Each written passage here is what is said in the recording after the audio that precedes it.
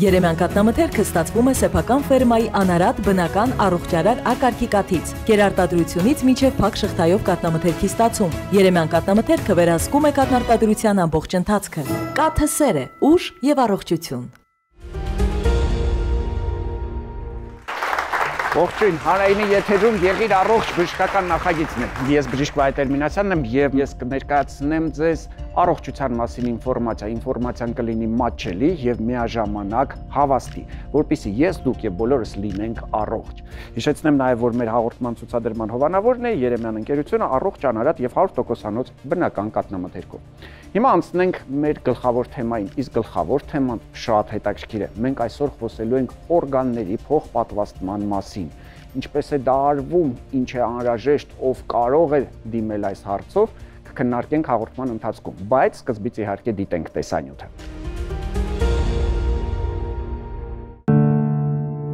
Լսել եք Նիկոլասի էֆեկտ արտահայտությունը։ 1994-ին Սիցիլիայի մայրուղիներից մեկում հանցավոր մի խումբ կրակահերթ է արձակում։ Գնդակներից մեկը դիպչում է մեքենայում քնած 7-ամյա Նիկոլասին։ Բժիշկները չեն կարողանում փրկել նրա կյանքը, փոխարենը տղան իր մահով միանգամից 4 մարդու կյանք է փրկում։ Նիկոլասի ընտանիքը Իտալիա հանգստի էր եկել, մեծ ողբերգությունից հետո երեխայի ծնողները որոշում են նվիրաբերել որդու օրգանները։ Տղայի սպանության տարում Իտալիայում օրգանների դոնորության թիվն աճում է 30%-ով, իսկ ամբողջ աշխարհում դիակային դոնորության ցուցանիշը կրկնապատկվում է։ Հենց այսպես էլ այդ երևույթը սկսում են անվանել Նիկոլասի էֆեկտ։ 1933 թվականն էր, երբ աշխարհում առաջին անգամ խորհրդային վիրաբույժ Վորոնոյը դիակից երիկամ վերցրեց եւ փոխեց հիվանդ մարդու օրգանը։ 1967-ին ամերիկացի վիրաբույժ Թոմաս Թարզելը առաջին անգամ բարեհաջող լյարդ փոխպատվաստեց։ Իսկ մեծագույն թռիչքը փոխպատվաստագիտության ոլորտում 1967-ի դեկտեմբերի 3-ին եղավ, երբ հարավաֆրիկացի վիրաբույժ Քրիստիան Բերնարդին հաջողվեց սիրտ փոխպատվաստել։ Բժշկական այս հրաշքն այսօր շարունակում է միլիոնավոր կյանքեր փրկել, մի քանի երկրում նույնիսկ վերջույթներ եւ դեմք են փոխպատվաստում։ 2021-ին Լիոնում աշխատող հայազգի պրոֆեսոր Արամ Ղազարյանին հաջողվեց բեկում մտցնել փոխպատվաստումների ոլորտում։ Ղազարյանը աշխարհում առաջին անգամ զույգ ամբողջական ձեռքեր փոխպատվաստեց։ Ուղիղ 15 ժամ էր տևել բացառիկ այս վիրահատությունը։ Այնուամենայնիվ, փոխպատվաստվող օրգանների շարքում առաջինը մնում է երիկամը։ ԱՀԿ տվյալներով աշխարհում տարեկան 150,000 փոխպատվաստում է արվում, որը սակայն բավարարում է համաշխարհային կարիքների միայն 10%-ը։ Արդեն տասնամյակներ Իսպանիան առաջինն է աշխարհում օրգանների փոխպատվաստման թվով։ Միայն 2023-ին այս երկրում կատարվել է օրգանի տեղադրման 5851 վիրահատություն։ Իդեպ, Հայաստանում 2019-ից 2023-ի միջակայքում կատարվել է երիկամի 52, լյարդի 10 փոխպատվաստում։ Առողջապահության նախարարության տվյալներով 2024-ի դրությամբ Հայաստանում 600 բուժառու սպասում է երիկամի փոխպատվաստման, 29 բուժառու լյարդի։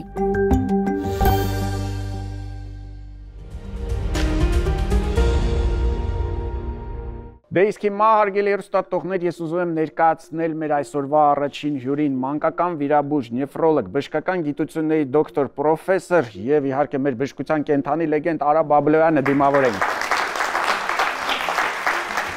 Բարև ձեզ։ Պատկերացրեք, որ 91 թվականին պատերազմ, մութ, ցուրտ ու կատարվում է փոխպատվաստման վիրահատություն։ Ինչ ստացվեց, ոնց ստացվեց։ Երբ որ երկրաշարժը եղավ 88-ին, մենք նույնիսկ Հայաստանում դիալիզի մեքենա չունեինք, որպեսզի մարդկանց կյանքերը փրկեինք։ Իհարկե հիմա բոլորի համար զարմանալի է, որովհետև 1000-ից ավել մենք հիմա հիվանդներ ունենք դիալիզ ստացող, որոնք ապրում են դրա հաշվին։ Ապրում են, այո։ Եվ այն ժամանակ այդ մարդիկ որևէ հնարավորություն չունեին,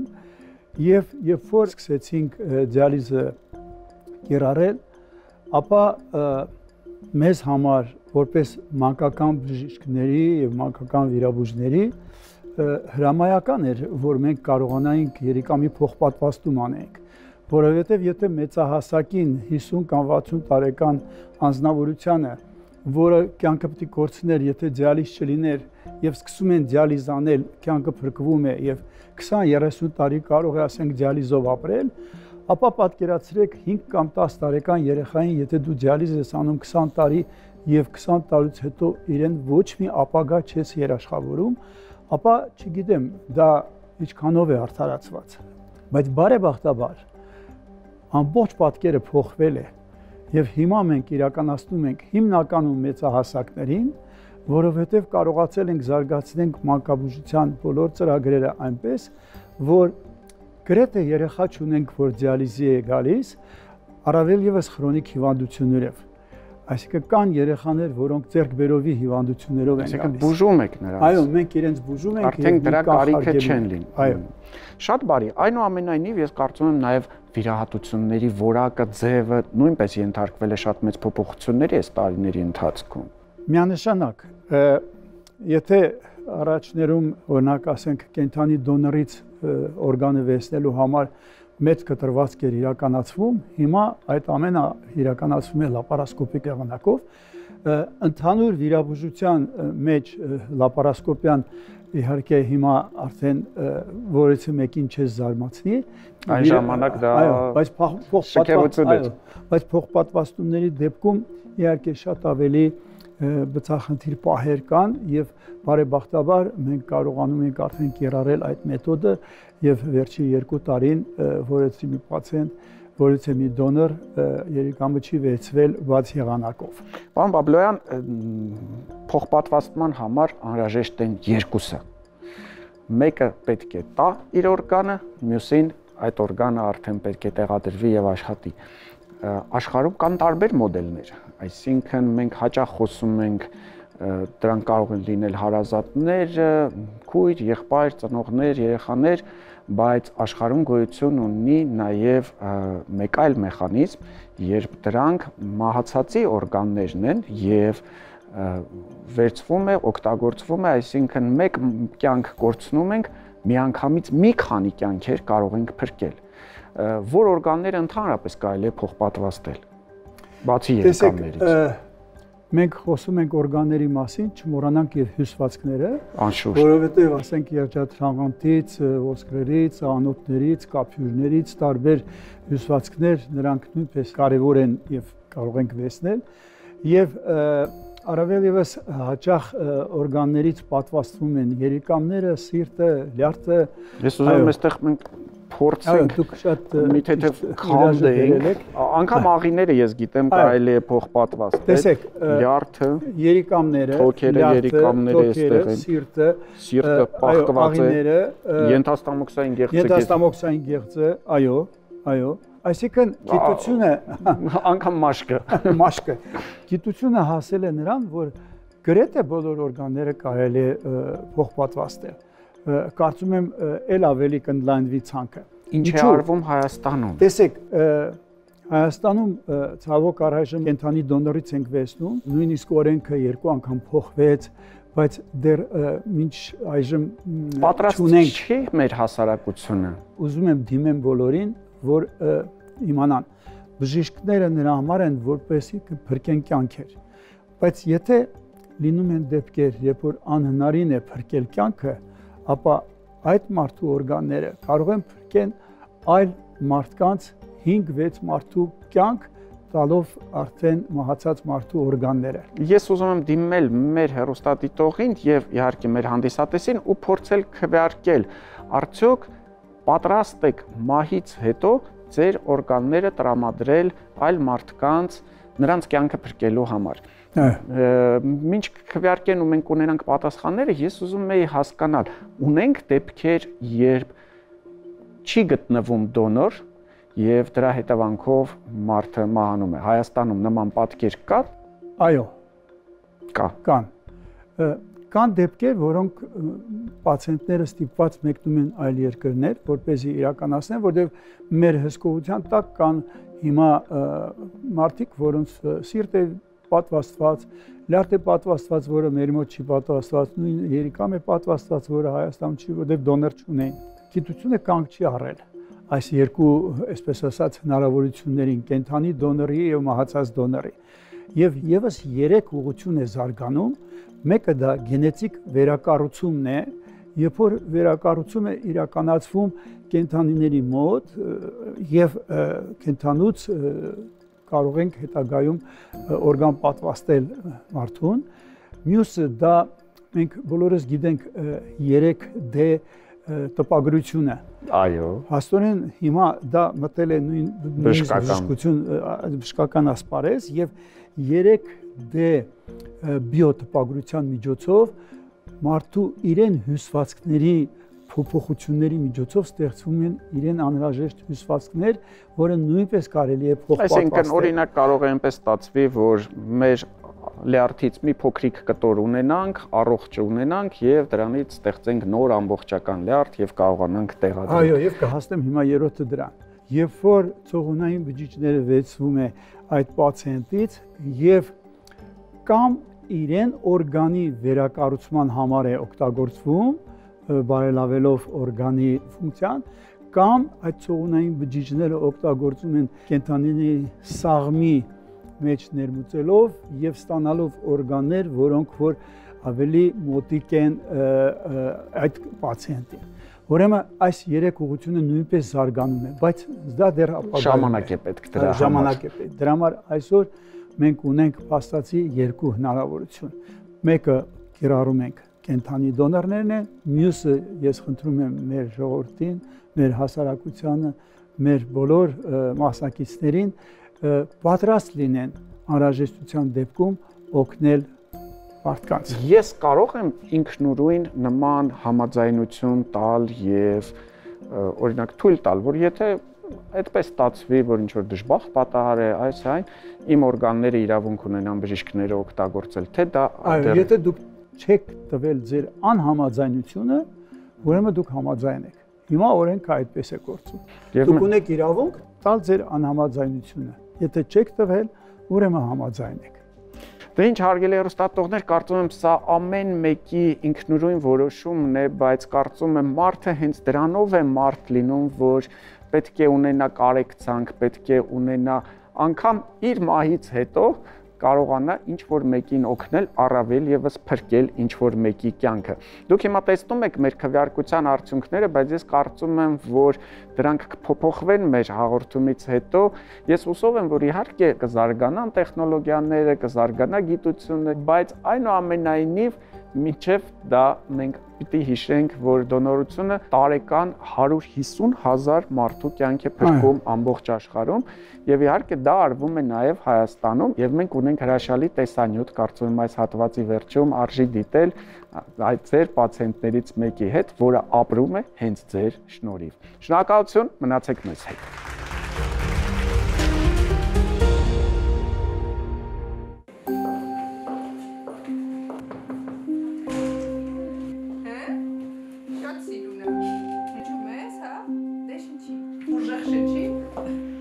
Տիգրանս երբ որ ծնվեց, ծննդատանը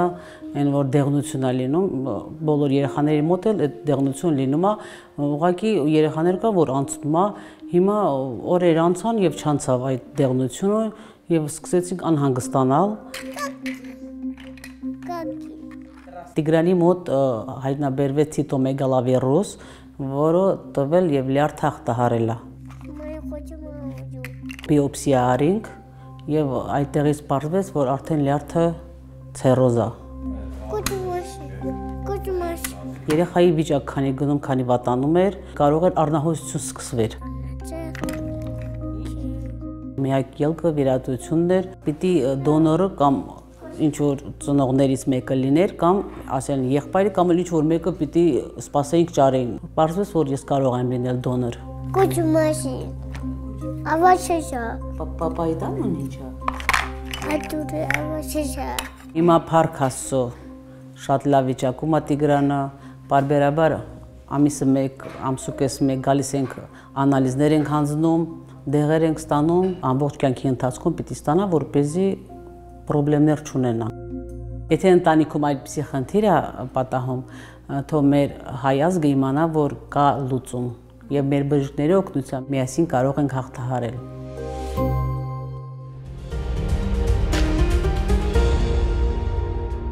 Արգելի երթատողներ, շարունակում ենք հաղորդումը եւ արդեն գնում ենք ծնողների դպրոց։ Այնտեղ մեզ սպասում է մեր մանկաբույժը Գայանե Հովհաննիսյանը, ողջույն բժշկուհի, պրոֆեսոր ողջույն։ Գիշերամիզությունից եմ ուզում այսօր խոսենք, որովհետեւ լուրջ թեմա է եւ ընդհանրապես փորձենք հասկանալ, թե մինչեւ որ տարիքը երեխաները պետք է մանկական տակդիրներ օգտագործեն, ինչպես պետք է սովորեցնել երեխային օգտվել գիշերանոթից, ինչպես պետք է երեխային սովորեցնել արդեն հրաժարվել գիշերանոթից, եւ եթե այդ ամբողջը չի ստացվում, ում դիմել, ինչ անել։ Մի փոքր տարբեր կարծիքներ կան, նախկին խորհրդային միության երկրներում դեռ ընդունված է փոքր տարիքից երեխային ստիպողաբար գիշերանոթին սովորեցնելու process-ը, այսինքն դեռ երեխային քնից հանում են, ասում են «Բեկած, վեր, չի կարելի, գնա նստի արա»։ Այդ երեխան սկսում է լաց լինել, մաման զարթուցիչով արթնանում է երեխային 2-3 անգամ գիշերվա ընթացքում տանել դեպի գիշերանոթ եւ ռեֆլեքս ստեղծել, որի միջոցով էլ կարելի է կանգնեցնել գիշերամիզությունը։ Անընդհատ շարունակում է թռչել ու թռչել։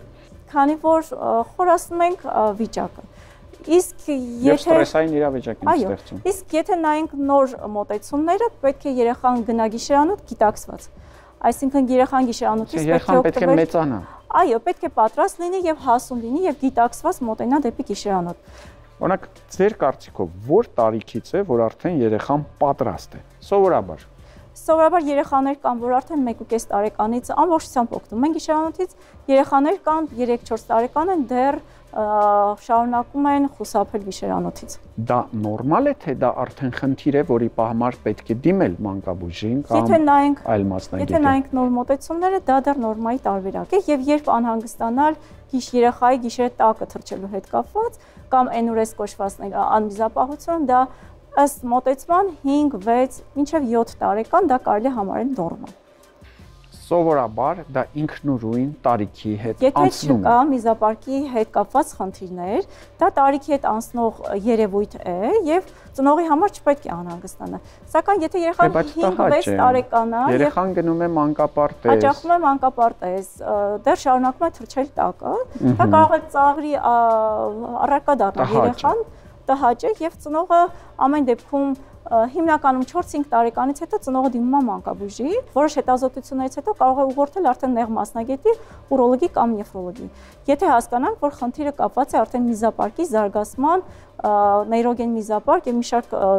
միզապարկի զարգացման արատներ կամ օնկոբերան դրան խնդիրներ, որոնք կարող են նույնպես բերել գիշերամիզության։ Շատ հաճախ ծնողը դիմում է եւ ասում է իմ երեխան 1.5 տարեկանից հետո գիշերը չենք ունեցել ոչ մի խնդիր։ Լավ է, նորմալ է։ Եվ ստրեսային սիտուացիայից հետո երեխան սկսել է արտանալ գիշերը միզելուց, թաց անկողնու զգացողությունից։ Այո, առողջ երեխայի մոտ հուզական էմոցիոնալ ստրեսը կարող է բերել գիշերամիզությունների էպիզոդների։ Ես հիշում եմ շատ տարիներ առաջ իմ հարազատներից մեկի մոտ այդպիսի խնդիր կար երեխայի մոտ եւ ես հիշում եմ, որ մեկ զրույց ունեցանք, ընդամենը մոտավորապես 1 ժամանոց զրույց ունեցանք մանկական հոգեբաններից մեկի հետ եւ այդ ամենը անցավ։ Այո, երբեմն մեկ զրույց, երբեմն որոշակի հաճախականությամբ մանկական հոգեբանի նյարդաբանի այդ աշխատանքը օգնում է շտկել իրավիճակը եւ երեխան նորից շարունակում է ապրել եւ քնել առանց թաց արթնացումների։ Ինչ կասեք մանկական ներդիրների մասին ընդհանրապես։ Լավ բան են, վատ բան են, չէ՞, շատ հաճախ կարելի է կարդալ, բա մեր ժամանակ ինչ է եղել, մենք ամեն անգամ երեխային փոխում էինք ինչներից է պետք է ներդիրները իրականում։ Մանկական ներդիրները փրկություն են ծնողների համար եւ ներդիր ընտրելիս պետք է նայել որակը ներդիրի, ինչպես նաեւ երեխային հագցնելիս ուշադիր լինել, որ չսեղմի, լինի համապատասխան տարիքի Եվ այստեղ շատ կարևոր է նաև ներդիրների փոխելու հաճախականությունը, այսինքն երկար չսպասել, հաճախությամբ են փոխվում տակդիրները սովորաբար։ Օրինակ նորածինների մոտ դա մինչև 10-12 անգամ կարող է լինել, կախված նորածինների կղազատման եւ զարգացման հաճախականությունից։ Մի փոքր ավելի մեծ, 1-1.5 տարեկան երեխան, եթե դեռ շարունակում է ներդիր կրել, մի փոքր կարող է լինել օրվա ընթացքում մինչև 6-8 անգամ, կախված թե ինչ հաճախականությամբ երեխան կմիզի եւ կղազատի։ Շատ բարի։ Հիմա փորձենք քննարկել ու հաշվել։ Պարզվում է, որ մեկ տակդիրի քայքայման համար, այսինքն օգտագործված տակդիրը, երբ դուք նետում եք աղբանոցը, միջինում մեկ տակդիրի ինքնուրույն քայքայման համար անհրաժեշտ է 50-ից 60 տարի։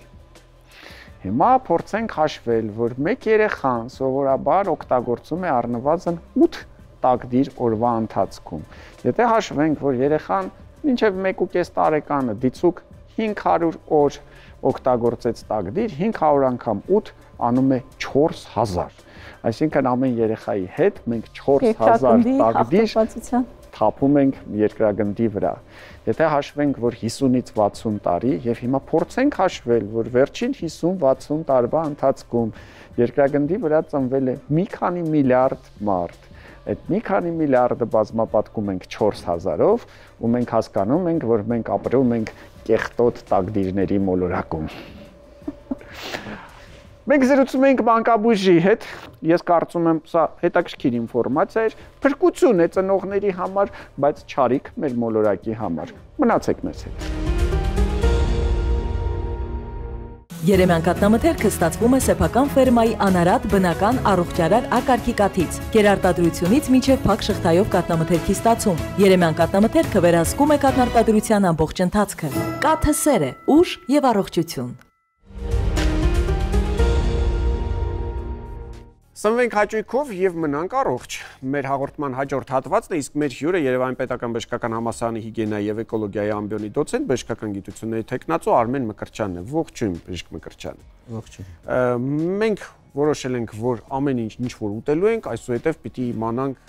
մանրամասնորեն հատկությունների մասին եւ աշխատենք հնարավորինս համեղ, բայց միաժամանակ օգտակար սնունդ օգտագործել։ Այսօր խոսելու ենք վիտամին A-ի մասին։ Ինչ է իրենից ներկայացնում, որտեղ կա, հիշեցնեմ նաև, որ մեր գործընկերը Երեմյան ընկերությունն է իր առողջ, անարատ եւ 100%-անոց բնական կաթնամթերքով։ Եթե շատ կարճ, բայց շատ համապարփակ ասեն, վիտամին A-ն պատասխանատու է բոլոր բջիջների աճի, զարգացման եւ գործունեության համար։ Այսինքն վիտամին A-ն կրիտիկական նշանակություն ունի սաղմնային հատվածից մինչև մեր վերջին օրը։ Գեր կարևոր նշանակություն ունի վիտամին A-ն դեռևս պտղային ժամանակից աչքերի, ուղեղի, սրտի, թոքերի այլ հյուսվածքների ձևավորման համար եւ այդպես շարունակվել է մեր ամբողջ կյանքում։ Մեր ամբողջ կյանքում մեզ անհրաժեշտ է վիտամին A։ Ով է տեսել վիտամին A, որտեղ կա այդ վիտամին A կտակ, մի քիչ մի բուռ վիտամին A կտակ ինձ։ Հանգիստ կարող եմ առաջարկել կաթնամթերք, հրաշալի աղբյուր է, նարնջագույն, դեղին, կարմիր մրգեր հրաշալի աղբյուր է, մուգ կանաչ տերևավոր բանջարեղեն հրաշալի աղբյուր է։ Կներեք, մուգ կանաչը որն է եւ բաց կանաչը որն է։ Նայեք, ինչքան ավելի մուգ է, ինչքան ավելի քլորոֆիլը շատ է, այդքան ավելի ենթադրում է, որ նաեւ թաքնված վիտամին A-ն է շատ։ Իհարկե վիտամին A-ի տեսքով չէ, այլ կարոտինների տեսքով է, որոնք իրենց հերթին, որոնք հետո մեր օրգանիզմում դառնում են վիտամին A։ Ինչքան վիտամին A է մեզ օրվա ընթացքում անհրաժեշտ։ Հիմա արդեն վիտամին A-ի համար այլ չափման միավորներ են, ասում ենք ռետինոլային համարժեքները, էկվիվալենտը, այսինքն ու կարող ես կարոտին ստանամ, որը հետո ռետինոլ է դառնալու, վիտամին A է դառնալու օրգանիզմում եւ մոտավորապես 700 միկրոգրամ կանանցն է, մոտավորապես 900 միկրոգրամ տղամարդկանց չափահաս։ Հիմա կարող ենք հաշվել օրական չափաբաժին։ Ես գիտեմ, օրինակ կարագի մեջ կա։ Բավականին շատ է։ Երբ կարագի մասին խոսել ես, շատ հաճախ ասում են կարագը վնասակար է։ Ես միշտ ասում եմ, կարագ չուտելը երևի ավելի վնասակար է։ Վերջին 5 տարին երևի, ինչ ես հետաքրքրում եմ սննդաբանությամբ, հակառակն է, մենք հիմա ասում ենք, որ կարագը այո սահմանափակել թերևս պետք է, բայց հանել բացառում է, որտեղ այնտեղ կան հրաշալի տարբեր բաղադրիչներ, այդ թվում նաև վիտամին A-ն։ Հարգելի հեռուստադիտողներ, կերեք կարագ, օգտագործեք կարագ, կարագը լավ բան է։ Դա ասում ենք պատասխանատու կերպով, բայց իհարկե չափի մեջ։ Չափի մեջ, բայց կարագից հրաժարվելը սխալ է։ Օրինակ դդումի մեջ ասեմ, հա։ Դդում։ Մոտ 100 գրամը երևի բավարար կլինի, որ մեր վիտամին A-ի օրական պահանջը փակի։ Հասուն մարդու համար։ Այո։ Հասուն մարդու համար 100 գրամ դդումը։ Մի քիչ թերևս ավել։ Այդ նշանակում է ֆանտաստիկ քանակության պարունակում։ Ահռելի քանակներով է պարունակվում։ Ծիրանի մեջ շատ կա,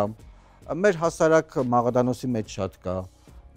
բրոկոլիի մեջ շատ կա։ Եվ ես ուզում եմ իրոք նորից կաթնամթերքին վերադառնամ, որ մեկ բաժակ կաթը, մեկ բաժակ մածունը, հա, ինքը էլի կարող է մոտավորապես վիտամին A-ի օրական պահանջի 20-25%-ը փակել։ Ինչպես եւ կալցիումի։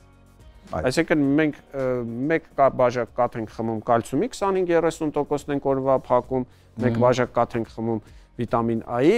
25-30%-ն ենք պահանջի փակում, էլ ինչ կա կաթի մեջ։ Իրականում մենք մի 9-10 անգամ կարող ենք վերադառնալ դրան եւ ասել ամեն անգամ այ որ մենք մի բաժակ կաթ ենք խմում, այսքան տոկոսը ցինկի, չգիտեմ, B12-ի, խոլինի, որակյալ սպիտակուցների ահռելի քանակով։ Ու բոլորը մի բաժակ կաթի օգնությամբ։ Դրա համար կաթը համարվում է ամենաիդեալական մթերքներից։ Որ տարիքից ենք կաթ խոր տալիս։ Կովի կաթ մինչև 1 տարեկան չի կարելի։ Մեկից հետո արդեն կամաց-կամաց, ու հետո կամաց-կամաց անցնում ենք արդեն ֆերմենտացված կաթնամթերքին, մածուն, բայց բնականաբար կաթնամթերքը նույնպես պետք է լինի որակյալ։ Միանշանակ։ Որովհետև այստեղ համաձայն եք կան բազմաթիվ փաստեր, երբ վատ կաթնամթերքը, անորակ կաթնամթերքը այդ մեր բոլոր պատկերացումները 180 աստիճանով կարող է շուռ տալ եւ օգտակար սննդատեսակից դառնա, չեմ ուզում վատ բառեր օգտագործել։ Բանջարեղենի պարագայում բանջարեղենը, նայեք, քանի որ ինքը ճարպալույծ վիտամին է եւ ճարպերի մեջ է եւ ինքը շատ հետաքրքիր, որ ինքը բույսերի մեջ ոնց որ բջիջի ներսում է եւ երբ որ մենք ջերմային մշակման ենք ենթարկում եւ ոչնչացնում ենք, բացում ենք, պատռում ենք բջջապատը, շատ ավելի հասանելի է դառնում կարոտինը։ Եվ միշտ խորհուրդ ենք տալիս, որ պարբերաբար գազարնել, դդումնել, տարբեր գունավոր այդ պղպեղներն էլ, հա, օգտագործել կեսը հում, որտեվ ջերմային մշակման ժամանակ այլ բաներ ոչնչանում են։ Կեսը ջերմային մշակման ենթարկված եւ ցանկալի է, որ ինքը լինի նաեւ ինչ-որ մի փոքր քանակությամբ նաեւ ճարպային մթերք է, որպեսզի ավելի հեշտ լինի յուրացումը։ Ինչպես կարող եմ հասկանալ, որ օրգանիզմում ունեմ վիտամին A-ի պակաս։ Վիտամին A-ի դեֆիցիտը շատ երկար ժամանակ ինքը գաղտնի քողարկված եւ կլինիկական նշաններից առաջինը թերևս կարող ենք նշել դա մթնշաղային կուրությունն է, հավ կուրությունը մեր ժողովրդի մեջ։ Այսինքն երբ որ այսպես արդեն մթնշաղը դուք զգում եք, որ տեսողությունը կտրուկ վատացավ, լուսավոր սուպիկները, որոնք պիտի ռոդոպսինային այդ ազդակով լուսային իմպուլսը հաղորդեին ուղեղին, շատ հավանական է, որ ուրեմն ունեք վիտամին A-ի պակաս։ Հետագայում արդեն իհարկե միանում են բոլոր այն խնդիրները, նաև մաշկի չորությունը, ելի մեր բժշկական տերմինոլոգիայով ֆոլիկուլար հիպերկերատիտ, հա, այսինքն մաշկը չոր է դառնում, այդ մազարմատները կերատինը շատանում է եւ աչքը չորանում է, չոր աչքի համախտանիշն է լինում ու ի վերջո ցավոք սրտի կարող է բերել մակուլյար դիստրոֆիա եւ այլևս անդառնալի կուրության, բայց մինչ այդ հնարավոր է վերադարձնել։ Վերջին հարցս հասկացա, բարձեցի վիտամին A-ի պակաս ունեմ, տարբերակ A անցնում եմ առողջ սննդամթերքի, ինձ անհրաժեշտ, տարբերակ B գնում եմ եւ վիտամին A պարունակող տեղահաբեր եմ գնում, որը կնախընտրենք։ Խորը վիտամին A-ի անբավարարություն է, որը 21-րդ դարում մեր երկրում չի հանդիպում։ Իհարկե ճիշտ է, ցավոք սրտի մոտ տարբեր թվեր են ասում, մինչև 500,000 երեխա տարեկան կուրանում է վիտամին A-ի անբավարարությունից, բայց դա խորը սովի պայմաններում կարող է լինել։ Ես սովորաբար, երբ որ ասում են երեխաներին վիտամիններ տվեք, վիտամիններ, ես հակառակը ասում եմ, երեխաներին լավ սնունդ տվեք։ Ոչ, այ հենց այդ մեզ տանում է դեպի սխալ սնունդ, այդ կեղծ ապահով լինելու զգացողություն։ Դա արդեն վիտամին A-ին կոմպլեքս խմել եմ։ Արդեն կարող եմ ուտել, չգիտեմ, այն ֆրին, այն չգիտես ինչ է, այն բուրգերը, այն պիցան եւ այլն, հա։ Այն վերամշակված, ուլտրա վերամշակված մսամթերքը իրականում շատ ավելի ճիշտ է բնականը ստանալ, քան հետո գնալ հաբերով։ Հիշեք դրա մասին եւ ամեն անգամ, երբ կորոշեք ձեր երեխայի վիտամին A-ին բալանսը լրացնել հաբերի ձևով, մտածեք, որ ավելի ճիշտ է ձեր երեխային ուղղակի ճիշտ, բալանսավորված գրագետ սնունդ ապահովելը։ Սա եղիր առողջն է եւ մենք զրուցում էինք Արմեն Մկրտչյանի հետ։ Շնորհակալություն, մնացեք մեզ հետ։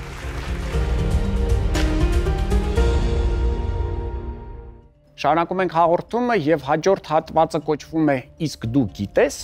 Մենք ներկայացնում ենք ժամանակակից բժշկության համաշխարհային նորությունները տեսանյութի միջոցով եւ սիրով իհարկե կպատասխանենք ու կմեկնաբանենք ձեր հարցերը։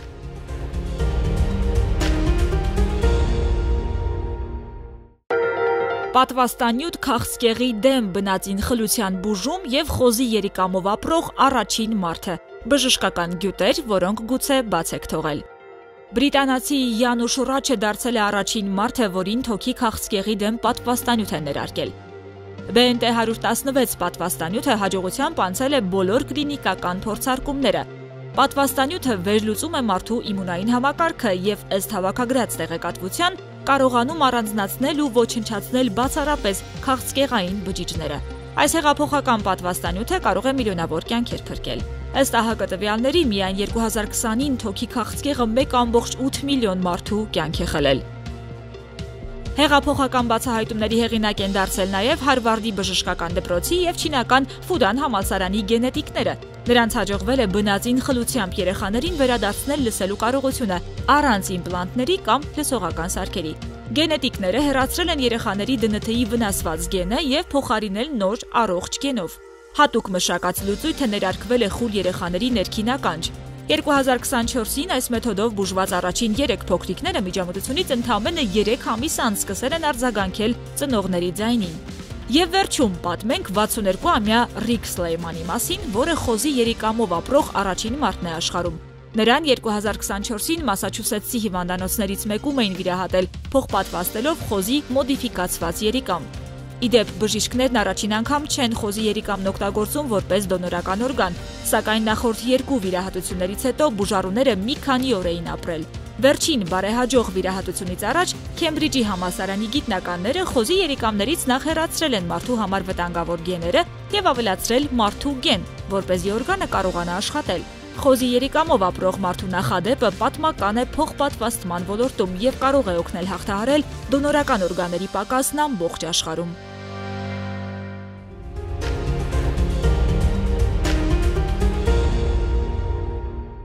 Դե ինչ միանգամից 3 հետաքրքիր նորության մեզ ծանոթացրեցին, առաջինը այո պատվաստանյութերն են ուղղված չարորակ նոյագոյացությունների դեմ, ասեմ, որ այս աշխատանքները սկսվել են տասնյակ տարիներ առաջ։ Տարբեր երկրներում այս աշխատանքները կատարվել են, կատարվում են եւ հավատացեք, որ որոշակի հաջողություններ կան եւ շատ հետաքրքիր է, որ ժամանակին արդեն հասել էին այն մակարդակին, որ վերցնում էին տարբեր մարդկանց ուռուցքային հյուսվածքները, դրանք ենթարկում էին տարբեր փոփոխությունների եւ անգամ կարողանում էին անհատական պատվաստանյութեր ստանալ։ Վերջի վերջո մենք իհարկե գտնելու ենք բուժման մեթոդները եւ անպայմանորեն դրանք կիրառելու ենք։ Հաջորդ թեման արդեն վերաբերում է ԴՆԹ-ի վնասվածքներին։ Եկեք փորձենք հասկանալ, մենք ցանկացած հիվանդության ժամանակ խոսում ենք տարբեր գործոնների մասին, բայց պետք է նաև հիշենք, որ այո, գենետիկայից ոչ ոք ոչ միտեղ փախնել չի կարող։ Եվ այո, եթե մենք կարողանանք ամբողջությամբ վերծանել մեր գենետիկական կոդը, ապա անպայման կարող ենք գտնել նաև բուժման ճիշտ տարբերակները։ Եվ վերջինը արդեն փոխպատվաստման մասին էր։ Հիշեցնեմ, որ այս թեման շատ հետաքրքիր է։ Մենք անընդհատ խոսում ենք նրա մասին, որ պետք է օրենքները փոխել, որ մարդիկ պետք է լինեն ավելի բարի, մարդիկ պետք է անգամ մահից հետո չխնայեն իրենց օրգանները, տրամադրեն այլ մարդկանց, բայց բժշկությունը զարգանում է եւ շատ հնարավոր է, որ մի քանի տարի անց դրա կարիքը ընդհանրապես չլինի, որովհետեւ մենք կկարողանանք վերջի վերջո աճեցնել արհեստականորեն մեզ անհրաժեշտ օրգանները, վնասված օրգանները եւ դրանով իսկ փոխարինել արդեն վնասվածը։ Այնպես որ բժշկությունը երբեք մի տեղում չի կանգնում, մեր թեմաները երբեք չեն վերջանում եւ մենք միշտ կփորձենք դրանց զուգահեռ քայլել, բացատրել, պատմել, սովորեցնել։ Իսկ դու գիտեիր։ Մնացեք մեզ հետ։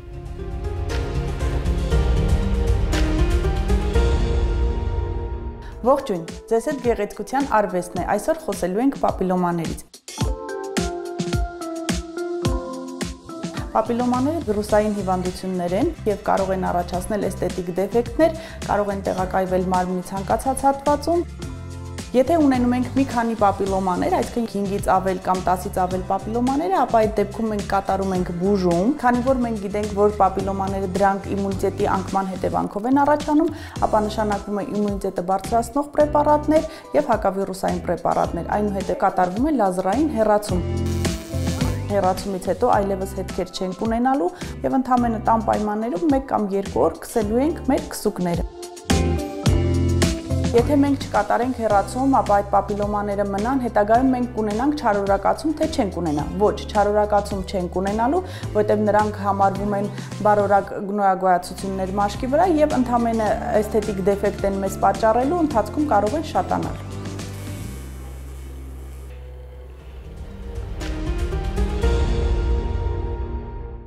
Այսօրվա համար թերևս այսքանը։ Հիշեցնեմ հարգելի հեռուստատողներ, որ մեր ամբողջ թիմը աշխատում է հենց ձեզ համար, որպեսզի ձեզանից յուրաքանչյուրը լինի առողջ։ Եղիր առողջ։ Կհանդիպենք։